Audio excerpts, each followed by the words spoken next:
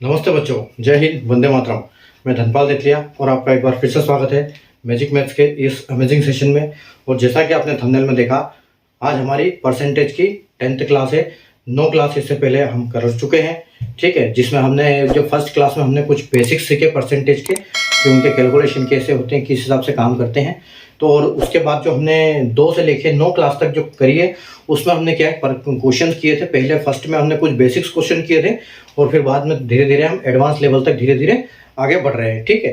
तो अगर हम क्वेश्चंस की बात करें तो कल हमने 54 क्वेश्चन तक कंप्लीट कर दिए थे, ठीक है। और आज 55 क्वेश्चन से स्टार्ट करेंगे 10वीं क्लास। 9 क्लास हमने खत्म कर दी है, ठीक है। अगर आपने नहीं देखी है 1 से लेकर 9 क्लास, तो डिस्क्रिप्शन में जाइए, वहां पर आपको एक सीक्वेंस में सारी क्लासेस 1 से लेकर 9 तक सारी क्लासेस मिल जाएगी। वहां से आप देख सकते हो सारी क्लासेस, वहां से सीख सकते हो, ठीक है। और अगर आपने नहीं देखी है तो आपको आज वाले कॉन्सेप्ट समझ में भी नहीं आएंगे, इसलिए आपके लिए पहली क्लास देखना बहुत जरूरी है। तो आप जब बेसिक से स्टार्टिंग से देखोगे तो आपको आगे वाले क्वेश्चन अच्छे से समझ में आएंगे, ठीक है। और अगर हम दूसरी टॉपिक की बात करते हैं तो मैंने हर टॉपिक के ऊपर प्लेलिस्ट में एक फोल्डर बना रखा है। जैसे आप चैनल को सब्सक्राइब करते हो तो वहाँ आपको एक मेनू दिखेगा प्लेलिस्ट वाला। तो प्लेलिस्ट में जब आप जाओगे तो वहाँ फोल्डर आपको अलग अलग टॉपिक वाइज फोल्डर मिलेंगे।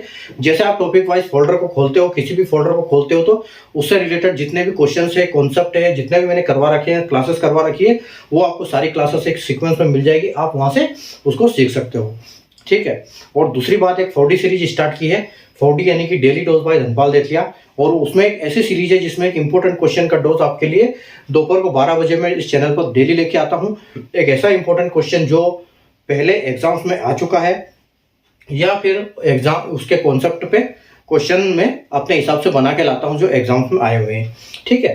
तो बहुत इंपॉर्टेंट सेशन है वो। डेली जो आप करते हो तो आपको बहुत अच्छा समझ में आएगा धीरे धीरे, और अच्छे से आप उसको कवर कर पाओगे मैथ्स के सब्जेक्ट को, ठीक है। तो दोनों पार्ट को, और अगर जैसे एक प्लेलिस्ट में एक बनाया है फर्स्ट 2 इंपॉर्टेंट वीडियोस का एक फोल्डर, तो जब उसमें जाओगे तो आपको 2 वीडियोस मिलेंगे जिसमें फर्स्ट में मैंने स्ट्रेटेजी बताई है, टाइम टेबल किस हिसाब से आपको बनाना चाहिए, कैसे कैसे पढ़ना चाहिए, तो वो सब मैंने बताया हुआ है आपको।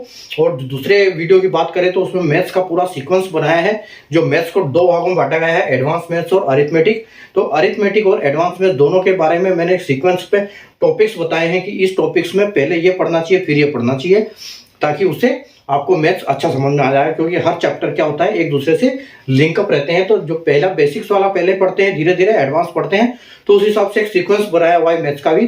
तो उस सीक्वेंस में आप वहां से पढ़ सकते हो, देख सकते हो कि सीक्वेंस में एक्चुअली है क्या, ठीक है। और उसी सीक्वेंस में मैं क्या करता हूँ, फोल्डर आपको डाले जा रहा हूँ प्लेलिस्ट में बना बना के वीडियो, ताकि आपको अच्छी एक पेड कोर्स की तरह अच्छा खासा एक फोल्डर मिल जाए बना बनाया एक सिस्टमेटिक तरीके से, जो कि आपकी लर्निंग के लिए बहुत अच्छा होगा, ठीक है। तो चलिए, अब अगर आपने चैनल को सब्सक्राइब नहीं किया तो चैनल को सब्सक्राइब कर लीजिए और सेशन को लाइक और शेयर कर दीजिए। हम स्टार्ट करते हैं हमारा आज का सेशन, ठीक है। क्वेश्चन नंबर 55 आइए देखते हैं, ठीक है। देखो क्या है क्वेश्चन नंबर 55, कि यदि किसी वस्तु का मूल्य पहले 40% घटाया जाता है और फिर वह 25% बढ़ा दिया जाता है, तो उस वस्तु की कीमत में कितना वास्तविक परिवर्तन होगा, ठीक है। ये price of an item is first decreased by 40% and then increased by 25%, the net change in the price of that item will be, ठीक है। तो देखो यहाँ पर क्या है, किसी चीज का 40% पहले घटाया जाता है और फिर 25% बढ़ाया जाता है, ठीक है। तो अगर आप ऐसे प्लस माइनस करोगे तो आपको पता नहीं होगा, तो आप कैसे कर दोगे कि 40 घटाया और 25 बढ़ा दिया, मतलब ओवरऑल 15 माइनस हुआ। लेकिन ऐसा नहीं होगा, ठीक है, वो गलत हो जाएगा वहां पर आंसर। देखो इसका जब हम आंसर करते हैं तो कैसे निकालते हैं, क्योंकि जब 40% घटेगा तो ओवरऑल 100 के ऊपर घटेगा, और जब वापस बढ़ेगा तो फिर जो बचा हुआ उसका परसेंटेज बढ़ेगा, ठीक है, ना कि 100 के ऊपर। तो इसको कैसे सोल्व करेंगे हम, देखो क्या हुआ है, कोई वस्तु है, उसका क्या हुआ, पहले 40% माइनस हुआ, ठीक है, पहले 4% माइनस हुआ। तो 40% को हम क्या बोलेंगे, 40% को हम बोल सकते हैं 2/5, ठीक है। जब 100 के 5 हिस्से करते हैं तो एक हिस्सा 20 का होता है, तो ये समझ लो कि 20 के 2 हिस्से हैं, और ये माइनस करना है, मतलब इस 5 में से ये 2 माइनस करना है, ठीक है। और दूसरा क्या बोलते हैं, दूसरा एक बोलता है 25% बढ़ाना, ठीक है। तो 25% अगर बढ़ाते हैं तो क्या होता है, 25% को हम बोल सकते हैं कि 1/4, ठीक है।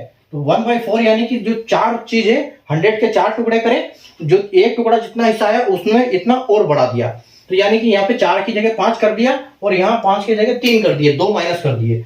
मतलब बड़ा इसमें क्या होता है, जब माइनस होता है तो ये चीज माइनस होती है, प्लस होती है तो ये चीज प्लस होती है। मतलब ये होगा कि यहाँ पर 5 की जगह अगर 2 हुआ तो ये 5 में से -2 होगा, और ये जो ऊपर वाला है यहाँ पर प्लस है तो +1 होगा। ठीक है, तो ऊपर वाली जो जो वैल्यू आपके बाद में आएगी वो क्या आएगी, यहाँ पर 5 आएगी और यहाँ पर 3 आएगी।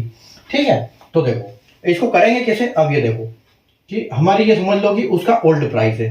ठीक है, और ये उसका न्यू प्राइस आ गया। ठीक है, ओल्ड प्राइस क्या था, पहले घटाया। ठीक है, पहले माइनस किया तो पहले कितना था, पहले 5 था, बाद में 2 घटा के कितना हो गया, 3 कर दिया। ठीक है, तो 5 से 3 कर दिया, उसके बाद क्या किया, प्लस किया। यहां पर हमने माइनस किया था। ठीक है, -40%। तो उसके बाद हमने किया 25% प्लस। ठीक है, तो कैसे करेंगे, पहले संख्या 4 थी और बाद में उसको 1 बढ़ा दिया तो कितना हो गया, यहाँ पर 5 हो गई, इसमें ये जुड़ गया 1। ठीक है, यहाँ पर ये माइनस होता है और ये प्लस होता है, तो यहाँ पर ये जुड़ गया। तो देखो यहाँ पर देखो ये संख्या जैसे आप 5 से 5 कट सकता है, अगर नहीं भी कटता है तो कोई दिक्कत नहीं, उससे कोई फर्क नहीं पड़ेगा, और काटते हुए कट भी जाता है तो अच्छी बात है। तो अगर ये 5 से 5 कट जाता है तो आपके पास जो नई वैल्यू आएगी वो क्या आएगी, 4:3। ठीक है, यानी कि आपकी जो पहले जो था वो 4 था और अभी जो हुआ वो 3 हुआ। तो देखो यहाँ पर हम क्या निकालेंगे, यहाँ डिफरेंस निकालेंगे। डिफरेंस कितना आया, डिफरेंस 1 का डिफरेंस आया। तो देखो 1 का डिफरेंस आया, पहले क्या था, पहले बेस रखेंगे जो पहले था, यानी कि 4 और इंटू 100 करेंगे। ठीक है, तो 4 से 100 कितनी बार जाएगा, ये 25 बार जाएगा, और 25 का मल्टीप्लाई 1 में तो आपको 25 ही आएगा, यानी कि 25%। लेकिन क्या हुआ, यहाँ 4 था और यहाँ 3 हुआ, तो 25% क्या हुआ है, ये 25% माइनस हुआ है। तो हमारा जो आंसर आएगा वो क्या होगा, वो 25% डिक्रीज होगा वो। ठीक है, तो जो ऑप्शन नंबर डी है वो हमारा बिल्कुल सही आंसर हो जाएगा। ठीक है, तो इस तरह से हम ये आंसर क्वेश्चन करेंगे। ठीक है, हम बढ़ते हैं क्वेश्चन नंबर। अगर कॉन्सेप्ट आपको समझ में नहीं आया है तो आप दोबारा रिपीट करके देख सकते हो कि हमने कैसे किया। ठीक है, हम बढ़ते हैं क्वेश्चन नंबर 56 की तरफ।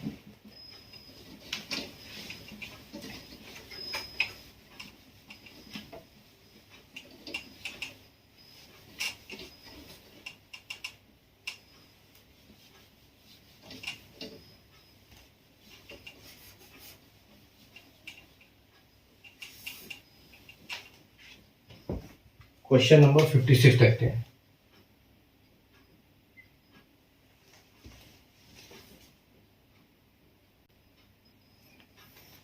देखो अगला क्वेश्चन देखते हैं, क्वेश्चन नंबर 56। एक व्यक्ति का वेतन पहले 30% बढ़ा दिया जाता है और फिर 30% घटा दिया जाता है, तो उसके वेतन में कितने प्रतिशत का परिवर्तन हुआ। ठीक है, salary of a person is first increase by 30%, then decrease by 30%। ठीक है, पहले 30% बढ़ाया जाता है, बाद में 30% घटा दिया जाता है, तो उसकी सैलरी में क्या फर्क पड़ेगा। ठीक है, तो ये आपसे पूछा गया है। ठीक है, तो जब ऐसा क्वेश्चन आता है तो क्या होता है कि जब बात होती है एक सेम परसेंटेज को इंक्रीज करते हैं और सेम को डिक्रीज करते हैं, तो उसका आंसर हमेशा डिक्रीज में आता है, उसका आंसर में इंक्रीज में आ ही नहीं सकता। ठीक है, जब सेम परसेंटेज की बात होती है। देखो यहां पर क्या हो रहा है कि यहां पर 30%, तो 30% को हम क्या बोलेंगे, 30% प्लस भी हो रहा है, पहले बढ़ा दिया जाता है और फिर बाद में माइनस कर दिया जाता है। ठीक है, पहले प्लस फिर माइनस। देखो तो 30% को हम क्या बोलेंगे, 30% को बोलेंगे हम 3/10। ठीक है, 3/10 बोलेंगे तो पहले प्लस होता है फिर माइनस होता है। ठीक है, तो 3/10 यानी कि क्या होता है ये, इसको हम कैसे लिखेंगे कि पहले माइनस किया, पहले प्लस किया और बाद में माइनस कर दिया। ठीक है, तो यानी कि एक बार 10 में 3 बढ़ा दिया। ठीक है, एक बार 30 बढ़ा में जोड़ दिया और एक बार 30 में से माइनस कर दिया। ठीक है, तो देखो यहां पर क्या हो गई हमारी संख्या, ओल्ड और न्यू। ठीक है, ओल्ड न्यू, पहले क्या थी 10 थी, बढ़ा के कितनी हो गई 13 हो गई, एक बार 3 बढ़ा दिया, फिर पहले थी 10 थी, फिर घटा दिया तो कितनी हो गई 7 हो गई। ठीक है, तो अब आप इनको मल्टीप्लाई कर दो, तो इसका मल्टीप्लाई करोगे तो कितना आएगा, ये इसका आएगा 100 और इसका कितना आएगा 13×7=91। ठीक है, तो देखो क्या हुआ, आप इसका डिफरेंस निकाल लो, इनका डिफरेंस निकालोगे कितना आएगा, डिफरेंस आएगा इसका 9। तो देखो डिफरेंस कितना आया 9, पहले क्या था 100 बेस। ठीक है, तो 9 यहां से लेंगे, 100 यहां से लेंगे, मल्टीप्लाई 100 में कर देंगे। तो 100 से 100 पूरा कट जाएगा तो आपका जो आंसर आएगा वो क्या आएगा 9%। लेकिन हुआ क्या है 100 से 91 हुआ यानी कि कम हुआ, तो ये हमेशा डिक्रीज हुआ है। ठीक है, तो 9% डिक्रीज यानी कि आपका ऑप्शन नंबर डी। इसका एक और बहुत अच्छा कॉन्सेप्ट बताता हूं मैं आपको। ठीक है, कि जब भी परसेंटेज सेम प्लस माइनस हो, ठीक है, इसकी कुछ कंडीशन है, ये ऐसे वाला कॉन्सेप्ट कब काम करेगा। ठीक है, और उसके बाद एक बार घट रहा हो, ठीक है, एक कंडीशन परसेंटेज सेम हो और एक बार प्लस हो रहा हो, ठीक है, यानी कि हम बोल सकते हैं कि एक बार प्लस और एक बार माइनस। ठीक है, यानी कि एक बार प्लस हो रहा हो एक बार माइनस हो रहा हो, परसेंटेज सेम हो। ठीक है, तो और आंसर उसका जो आएगा, ये आंसर हमेशा उसका क्या आएगा, वो उसका आंसर आएगा कमी में। ठीक है, यानी कि हमेशा आंसर क्या आएगा, डिक्रीज आएगा उसका आंसर। ठीक है, तो इसका एक फॉर्मूला है, उस फॉर्मूले को हम कैसे सीखेंगे, उसको फॉर्मूले को कर सकते हैं हम। उसकी ट्रिक क्या है, उसकी ट्रिक क्या है कि पी स्क्वायर अपॉन 100। ठीक है, पी स्क्वायर अपॉन 100 मतलब क्या हो जाएगा, पी मतलब परसेंटेज कितना बढ़ रहा है कितना घट रहा है। तो देखो यहां पर कितना बढ़ रहा है घट रहा है, तो हम लिखेंगे कि 30%, 30 का स्क्वायर। ठीक है, 30 का स्क्वायर अपॉन 100। तो 30 का स्क्वायर क्या होता है, थोड़ा सा पीछे लिखता हूं, 30 का स्क्वायर अपॉन 100। ठीक है, तो 30 का स्क्वायर क्या होता है, 30 का स्क्वायर होता है 900। ठीक है, तो ये होता है 900 अपॉन 100। तो ये 0 एक बार जाएगा, ये जाएगा 9 बार। ठीक है, तो आपका आंसर क्या आएगा 9%, यानी कि 9% यहाँ पर घट रहा है हमेशा। तो जब भी ऐसी संख्या आती है कि एक ही संख्या, जैसे यहाँ 30 बढ़ रहा है 30 बढ़ रहा है, और एक चीज और है, आप इसका दिमाग ऐसे लगा सकते हो, जैसे 0 को छोड़ दो, 30% बढ़ा 30% घटा, 0 हटा दो, डबल 0 भी हटा दो, परसेंटेज भी हटा दो, दोनों में अगर 3 थे 3 या 9 यानी कि 9% घटा। अगर दोनों पे 20 है तो 2 दूनी 4 यानी कि 4% घटा। ठीक है, अगर यहाँ 40 आ रहा है तो 4 चौक 16, तो 16% माइनस। ठीक है, सीधा इसका हिसाब किताब ये हो जाएगा, बिल्कुल शॉर्ट ट्रिक एकदम। नंबर देख के आपको पता चल जाएगा कैसे इसका आंसर देना है। ठीक है, अगर दोनों 30 है तो 9 घटा दो, दोनों 2 है तो 4 घटा दो, दोनों 4 है तो 16 घटा दो, और दोनों 5 है तो 25 घटा दो। उसी हिसाब से ये स्कोर में माइनस हो जाएगा। इनका 0 माइनस कर दो, क्योंकि ये 0 से ऑलरेडी 0 कट जाएंगे। जब आप जैसे यहाँ 0 से डिवाइड किया तो 2 0 कट गए, 9 बच गया।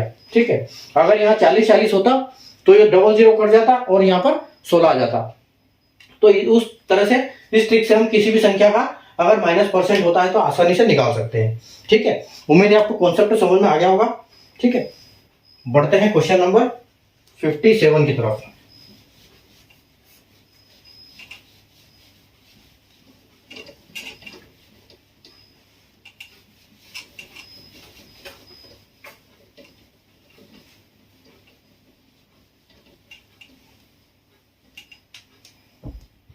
Question number 57।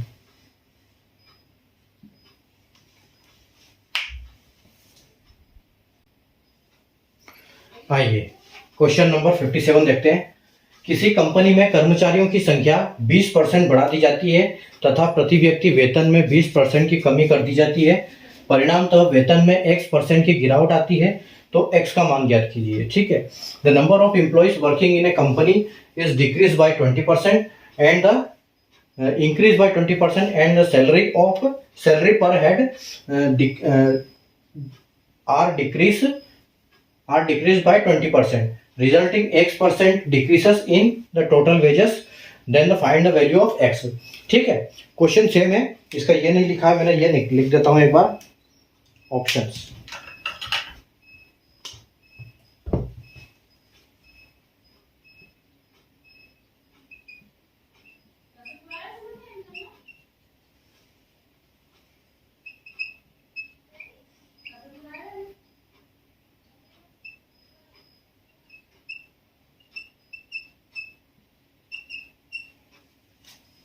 ठीक है, चलिए, तो क्या बोल रहा है कि एक कंपनी में कर्मचारियों की संख्या को 20% बढ़ा दिया जाता है और प्रति व्यक्ति वेतन में 20% की कटौती कर दी जाती है, तो परिणामतः X% की गिरावट आती है, तो X का मान ज्ञात कीजिए। ठीक है, अभी जिस इससे पहले हमने जो क्वेश्चन किया था सेम क्वेश्चन है ठीक है। इसमें क्या हो रहा है कि कंपनी में 20% बढ़ा दिया जाता है, यानी कर्मचारियों को 20% और ले आते हैं। जहां 100 कर्मचारी काम कर रहे थे वहां 120 ले आए, लेकिन जहां सैलरी इनको 100 मिल रही थी वो सैलरी इनकी 80 कर दी।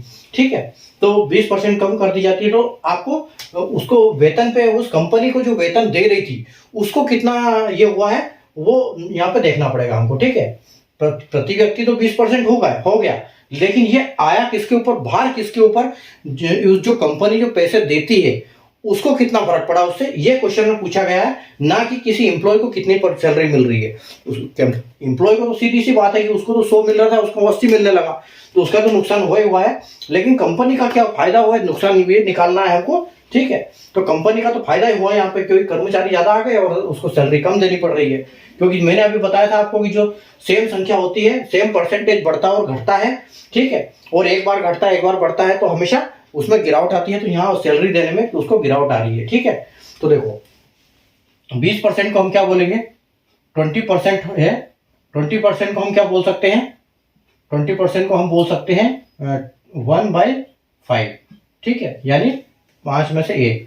तो यहाँ पर क्या हो रहा है कि एक बार पहले प्लस हो रहा है फिर माइनस हो रहा है। ठीक है, तो यहाँ पहले 5 से 6 हो रहा है और फिर 5 से 4 हो रहा है। ठीक है, तो देखो यहाँ पर ओल्ड क्या है और न्यू क्या है। पहले जो तनख्वाह देते थे कर्मचारी थे, पहले कर्मचारी थे 5। ठीक है, पहले कर्मचारी थे 5, अभी कर्मचारी हो गए 6। पहले सैलरी देते थे 5, अभी सैलरी कर दी 4। ठीक है, यानी 20% कम। तो आप देखो ये वाली जो चीज है ना, ये ऐसे नहीं कटेगा, ये ऐसे काट सकते हैं इसको, तो इसको काटने की जरूरत नहीं है। तो यहां पर देखो ये हो गया 25। ठीक है, पहले 25 का खर्चा था, अभी कितना खर्चा है, 6 चौक 24, यानी कि एक की कमी आई है, एक की कमी आई है, यहाँ पर -1 हुआ है। ठीक है, तो -1 हुआ है, तो यानी कि 1 और अपन क्या बोल सकते हैं, पहले कितना था बेस 25 और इसको मल्टीप्लाई कर दो 100 से, तो ये आएगा 4, यानी कि आपकी ओवरऑल क्या हुई, -4% ये हुआ है। ठीक है, तो इसमें बोल सकते हैं हम कि 4% डिक्रीज, यहाँ डिक्रीज लिखा नहीं है, 4% डिक्रीज, और ये आपका ऑप्शन हो जाएगा। ठीक है, 4% डिक्रीज हुआ है। और अगर जैसे मैंने अभी आपको फॉर्मूला बताया तो वो भी कर सकते हैं हम कि 20 स्क्वायर अपॉन 100। ठीक है, तो 20 का क्या हो जाएगा, यानी कि 400 अपॉन में 100, और 100 से ये 00 कटेगा, यानी कि आपका आंसर क्या आ गया, 4%। ठीक है, तो उस हिसाब से हमारा मतलब कंपनी को कितना फायदा हुआ, कंपनी को फायदा ये हुआ कि उसको 4% पैसे अभी सैलरी कम देनी पड़ रही है। एम्प्लॉय तो बढ़ गए लेकिन सैलरी कम हो गई। ठीक है, वो तो उस वजह से उसको 4% कम सैलरी देनी पड़ रही है, ये कंपनी की बात है। ठीक है, चलिए देखते हैं क्वेश्चन नंबर 58।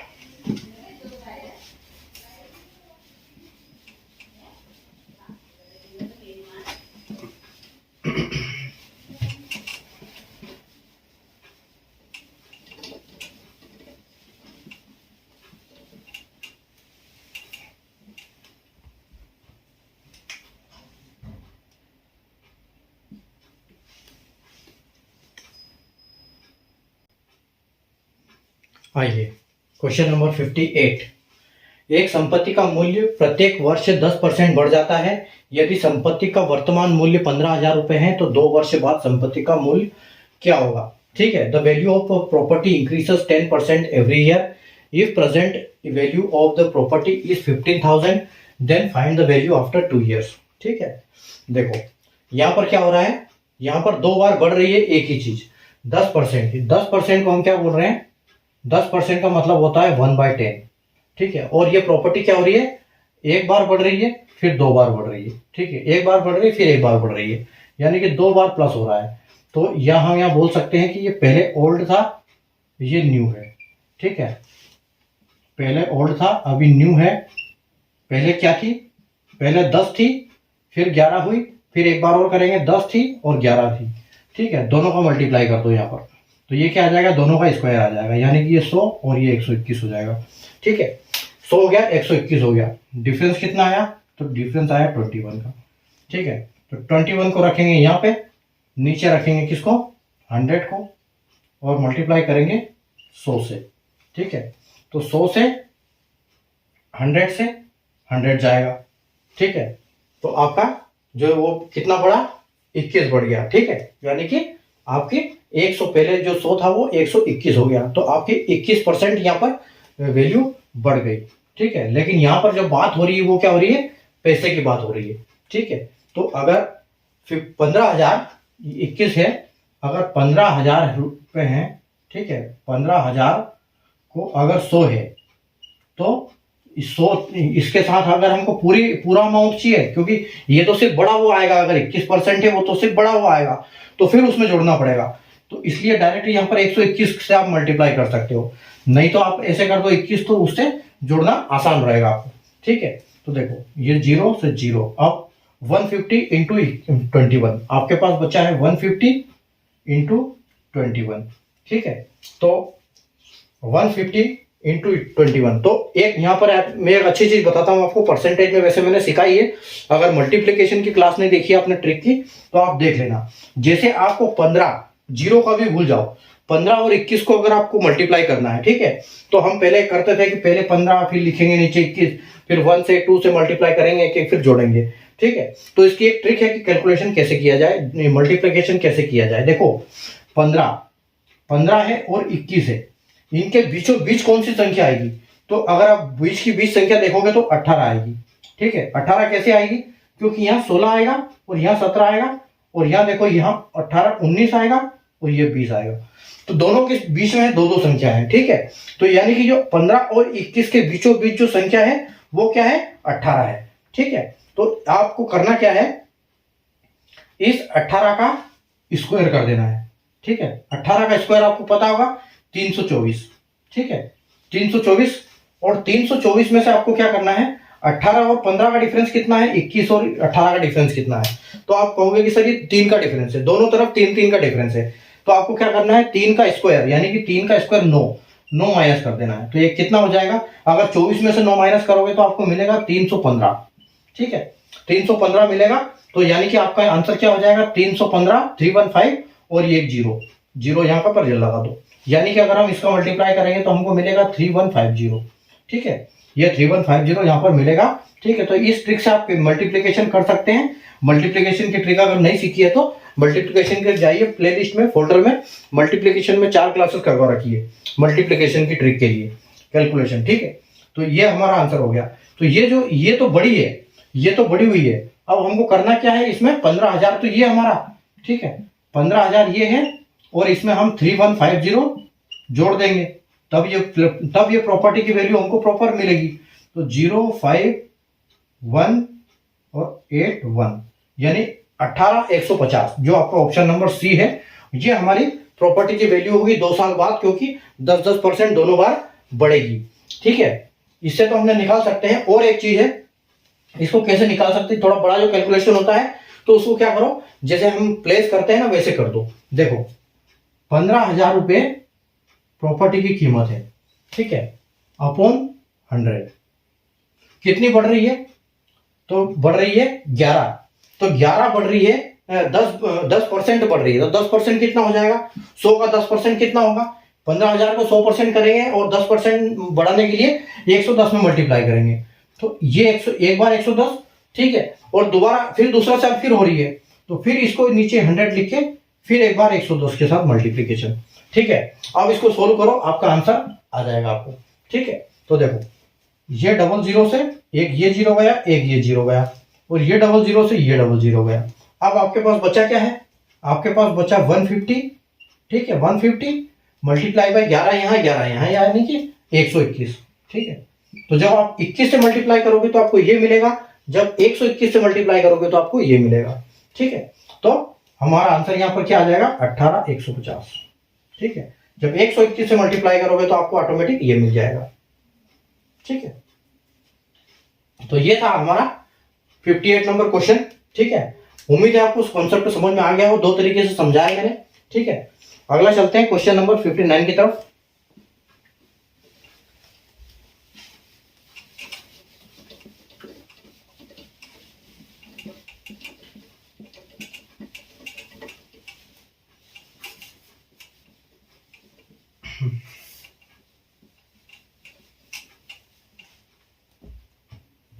क्वेश्चन नंबर 59,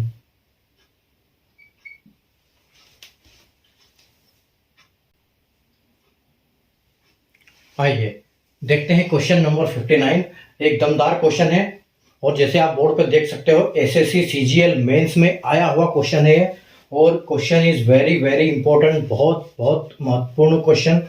ठीक है, और क्वेश्चन हाई लेवल का क्वेश्चन है। ठीक है, मेंस लेवल का क्वेश्चन है, टीयर 2 लेवल का क्वेश्चन है। ठीक है, और आखिरी क्वेश्चन है आज की क्लास का। ठीक है, तो 59 नंबर क्वेश्चन है, रक्त जांच में लाल कोशिकाएं पहले 2 घंटों में 10% प्रति घंटे की दर से बढ़ती है, फिर अगले घंटे में 10% घटती है और अगले घंटे में स्थिर रहती है और फिर अगले 2 घंटे में 5% प्रति घंटे की दर से बढ़ती है। यदि मूलतः लाल रक्त कोशिकाएं 40,000 थी तो 6 घंटे के बाद लाल रक्त कोशिकाएं की अनुमानित संख्या ज्ञात करें। ठीक है, the red blood cells in a blood sample grows by 10% in first 2 hours, decreases by 10% in next 1 hour, remain constant in next 1 hour, and again increases by 5% per hour in next 2 hours. If the original count of the red blood cell in sample is 40,000, find the approximate red blood cell count at the end of 6 hours. ठीक है, देखो यहां पर क्या करेंगे हम, देखो old और न्यू। ठीक है, 10% को क्या बोलेंगे, 10% को बोलेंगे 1/10 और 5% को बोलेंगे, 5% को क्या बोलेंगे हम, 5% को बोलेंगे 1/20।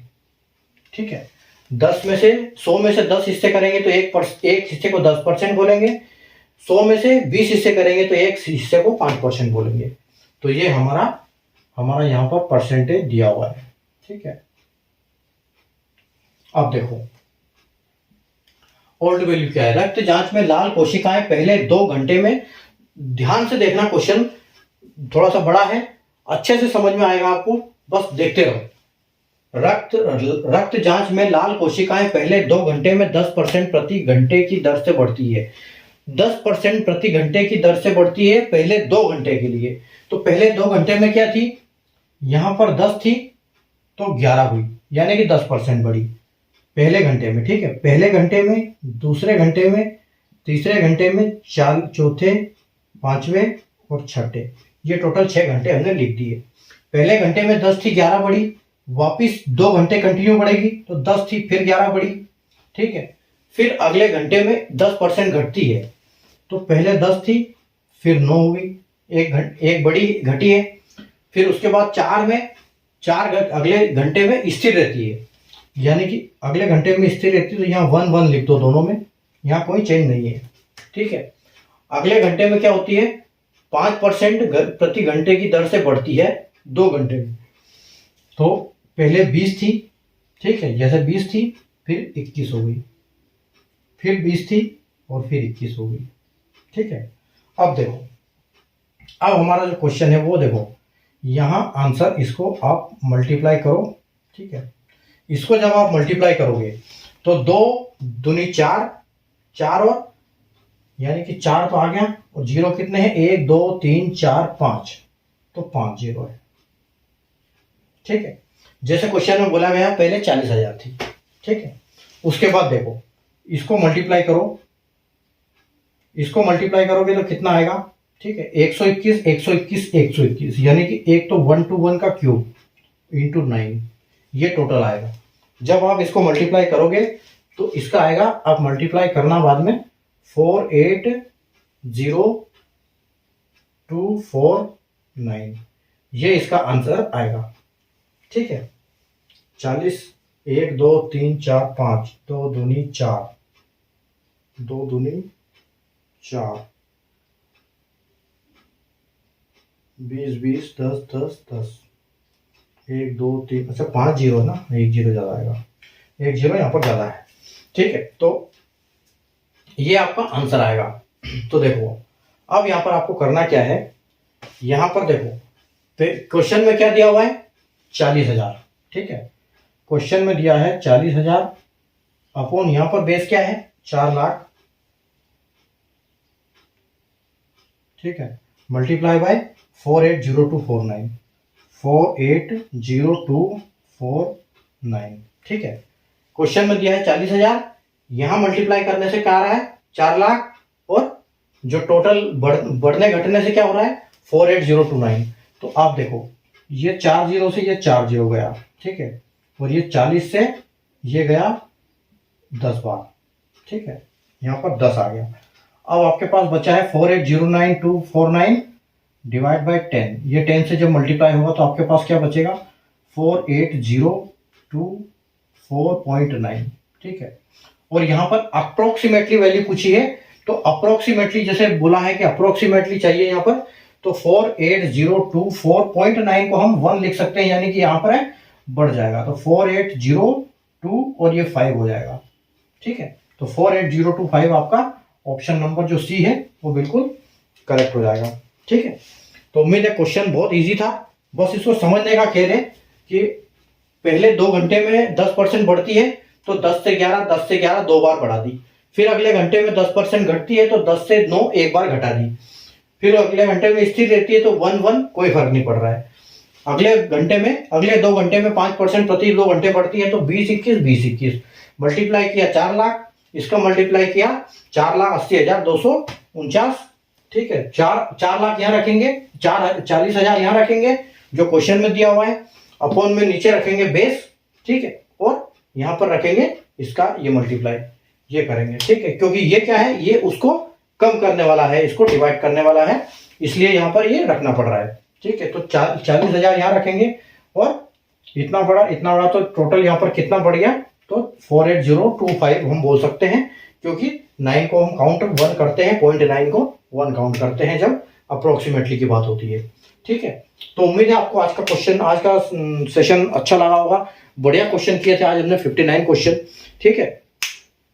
क्वेश्चन अगर कोई क्वेश्चन आपको समझ में नहीं आया तो वापस आप देख सकते हो, दोबारा रिपीट कर सकते हो, क्लास को दोबारा देखो, दोबारा समझ में आएगा, ठीक है। अच्छे से क्लास आज हमारी क्लास 10th थी, बढ़िया क्लास क्वेश्चन कर दिए हमने क्लास 10th में, ठीक है। 59 तक कवर हो गए अपने क्वेश्चन की बात करें तो, ठीक है। अब कल वापस मिलेंगे हम क्लास नंबर 11th में परसेंटेज की, जिसमें हम क्वेश्चन नंबर 60 से स्टार्ट करेंगे, ठीक है, और बढ़िया क्वेश्चन करेंगे कल हम, ठीक है।